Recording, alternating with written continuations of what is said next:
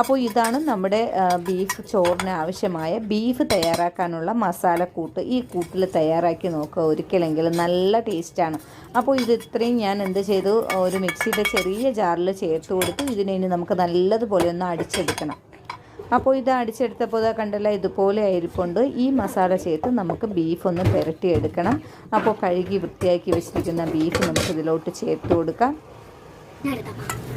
അപ്പോൾ ഞാൻ 1 കിലോയോളം ബീഫിനാണ് ഇത് ഇത്രയും സംഭവം എടുത്തത്. അപ്പോൾ ഞാൻ 1.5 ടേബിൾ സ്പൂൺ മല്ലിപ്പൊടി എന്ന് പറഞ്ഞത്, അത് ഞാൻ ചെറിയ ടേബിൾ സ്പൂണിൽ 1.5 ഇപ്പോൾ ഫെമിനൂന് മസാലപ്പൊടി ഇട്ടണമെന്ന് പറഞ്ഞുകൊണ്ട് അവളാണ് ഇട്ടത്.